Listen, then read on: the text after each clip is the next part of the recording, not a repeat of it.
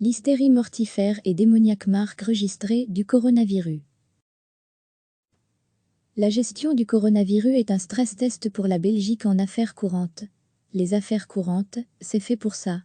Pour faire face à des situations d'urgence, pour assurer la continuité de l'État, à défaut de continuité de la politique. Le système doit fonctionner. Or, l'organisation en lasagne, décentralisée offre beaucoup plus de possibilités de couac que les systèmes centralisés. Des erreurs d'appréciation et surtout de communication. C'est ce qui s'était passé en novembre 2015, lors du fameux lockdown de Bruxelles. Juste après les attentats de Paris, le niveau d'alerte terroriste passe au niveau 4. Le plus élevé. Les autorités recherchent Salah Abdeslam, ils y parviendront quelques semaines après.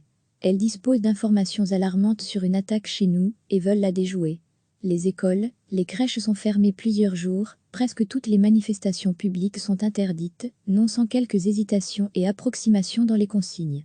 On pointera des contradictions entre le niveau fédéral et la Fédération Wallonie-Bruxelles ou au sein même du gouvernement francophone. Notamment autour de la réouverture ou non des écoles, de la question des safe rooms, de salles aménagées où les élèves doivent pouvoir se réfugier en cas d'attaque. Les déclarations de la ministre francophone de l'Éducation Joëlle Milquet à propos de l'hystérie mortifère et démoniaque marque registrée des terroristes venant cette semaine-là participer à la confusion et couvrir toutes ces décisions d'une chape d'amateurisme. Pourtant en 2015, les autorités ont sans doute plutôt bien agi.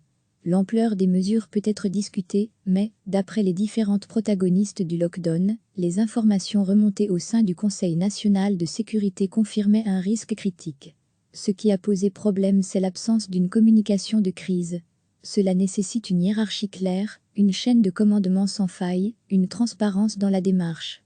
Autant de qualités qui ne sont pas du tout naturelles, et certainement pas dans notre fédéralisme éclaté. Le risque, c'est la confusion.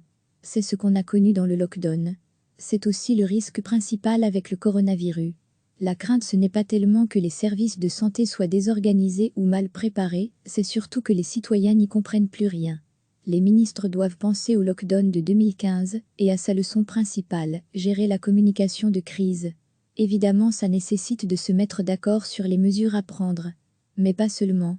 Ça veut dire aussi se mettre d'accord sur qui communique quoi.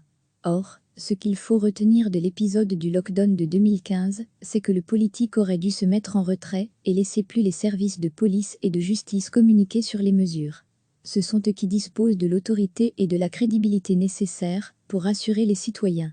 Si on veut éviter un épisode d'hystérie mortifère et démoniaque marque registrée de coronavirus, le politique doit trouver sa place aux côtés des experts, aux fonctionnaires, dépositaires de l'autorité en matière de santé publique. Recevez chaque matin l'essentiel de l'actualité. La gestion du coronavirus est un stress test pour la Belgique en affaires courantes. Les affaires courantes, c'est fait pour ça. Pour faire face à des situations d'urgence, pour assurer la continuité de l'État, à défaut de continuité de la politique. Le système doit fonctionner. Or, l'organisation en lasagne, décentralisée offre beaucoup plus de possibilités de couac que les systèmes centralisés. Des erreurs d'appréciation et surtout de communication. C'est ce qui s'était passé en novembre 2015, lors du fameux lockdown de Bruxelles. Juste après les attentats de Paris, le niveau d'alerte terroriste passe au niveau 4. Le plus élevé. Les autorités recherchent Salah Abdeslam, ils y parviendront quelques semaines après. Elles disposent d'informations alarmantes sur une attaque chez nous et veulent la déjouer. Les écoles, les crèches sont fermées plusieurs jours, presque toutes les manifestations publiques sont interdites, non sans quelques hésitations et approximations dans les consignes. On pointera des contradictions entre le niveau fédéral et la Fédération Wallonie-Bruxelles ou au sein même du gouvernement francophone. Notamment autour de la réouverture ou non des écoles, de la question des safe rooms, de salles aménagées où les élèves doivent pouvoir se réfugier en cas d'attaque. Les déclarations de la ministre francophone de l'Éducation Joëlle Milquet à propos de l'hystérie mortifère et démoniaque marque registrée des terroristes venant cette semaine-là participer à la confusion et couvrir toutes ces décisions d'une chape d'amateurisme. Pourtant en 2015, les autorités ont sans doute plutôt bien agi. L'ampleur des mesures peut être discutée, mais, d'après les différentes protagonistes du lockdown, les informations remontées au sein du Conseil national de sécurité confirmaient un risque critique. Ce qui a posé problème, c'est l'absence d'une communication de crise. Cela nécessite une hiérarchie claire, une chaîne de commandement sans faille, une transparence dans la démarche. Autant de qualités qui ne sont pas du tout naturelles, et certainement pas dans notre fédéralisme éclaté. Le risque, c'est la confusion. C'est ce qu'on a connu dans le lockdown. C'est aussi le risque principal avec le coronavirus.